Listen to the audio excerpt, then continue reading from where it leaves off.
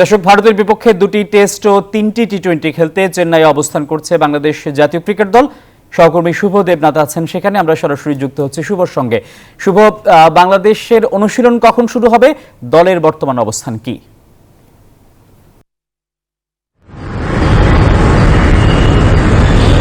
টিপু, ধন্যবাদ আপনাকে। অনুশীলন আগে জানিয়ে রেখে প্রচণ্ড গরম, প্রায় 37 ডিগ্রি উপরে তাপমাত্রা, সেটি মাথায় নিয়ে বাংলাদেশ দল আজকে দুপুরে অনুশীলন করবে। বাংলাদেশ সময় 8টার সময় থেকে অনুশীলন শুরু হবে। এর আগে বাংলাদেশ সময় অর্থাৎ ভারতীয় সময় 1টা, বাংলাদেশ সময় দুপুর 2টায় কিন্তু নাজমুল হোসেন শান্ত গণমাধ্যমের মুখোমুখি হবেন। তার দলের পরিকল্পনা, একাদশের কী বিষয়, সব কিছু আমি কথা বলবেন। এদিকে গতকাল গভীর রাতে সাকিব আল হাসান দলের সঙ্গে যোগ দিয়েছেন, আজকে কিন্তু অনুশীলনে আসবেন এমনটা জানতে পারছি। আর এখন দুইজন ক্রিকেটার ভারতীয় ক্রিকেটের উচ্চ অনুশীলনে উপস্থিত হয়েছেন, ঋষভ পান্ত এবং তার সঙ্গে সারফরাজ রয়েছেন। তারা কিন্তু মানিয়ে নিচ্ছেন। আগামীকাল আমরা জানি যে উইকেটে খেলা হবে চিপাকে উইকেট, স্পিনারদের স্বর্গরাজ্য বলা হয়।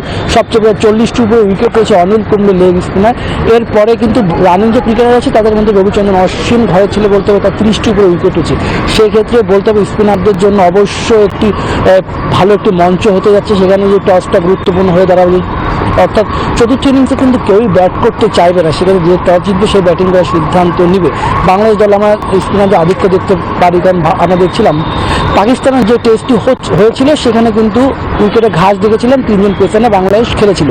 আর আমরা যে ধরনের উইকেট সকাল থেকে দেখছি সেই ধরনের উইকেট সাধারণত স্পিনারদেরই সুযোগ বেশি থাকবে। সেক্ষেত্রে নাইম হাসানকেও আমরা দেখতে পারি, অর্থাৎ দুজন স্পিনার তো খেলবেন, সাকিব আল হাসান এবং মেহেদী হাসান মিরাজ, তার সঙ্গে থার্ড স্পিনার হিসেবে নাইমকেও দেখা যেতে পারে, এমনটাই আলোচনা হচ্ছে। এদিকে বাংলাদেশ দল দুপুরে অনুশীলন করবে এবং গরমের সঙ্গে মানিয়ে নেওয়াটা খুব গুরুত্বপূর্ণ। সে কারণ তারা 15 তারিখে এখানে এসেছেন এবং গতকালকে তারা অনুশীলন করেছিলেন এবং পুরো অনুশীলন করেছেন, গতকাল সকালে অনুশীলন করেছেন, আজকে তারা দুপুরে অনুশীলন করবেন। এবং সব কিছু মিলিয়ে কিন্তু বাংলাদেশ দলের জন্য এই টেস্টটি খুব গুরুত্বপূর্ণ, কারণ ভারত টেস্টের চ্যাম্পিয়নশিপে 1 নম্বর অবস্থান করলো, বাংলাদেশ অবস্থান 4 নম্বর। যদি এই টেস্ট তারা যে ড্র করতে অথবা জিততে পারে, তারা কিন্তু আরও ভালো একটা অবস্থানে চলে যাবে। সব কিছু মিলে কিন্তু টেস্টটি খুব গুরুত্ব বহন করে দুই দলের জন্য। ভারতও চাইবে, এর আগে 2বার তারা টেস্ট চ্যাম্পিয়নশিপের ফাইনাল খেলছেন, শিরোপা জিততে পারে, এবার তারা শিরোপা রাঙিয়ে রাখতে চাইবে। আর এদিকে আমরা বাংলাদেশ দলকে নিয়ে আরেকটু বিষয় বলে রাখতে চাই, কোনো ইঞ্জুরির সমস্যা কিন্তু এখন পর্যন্ত নেই।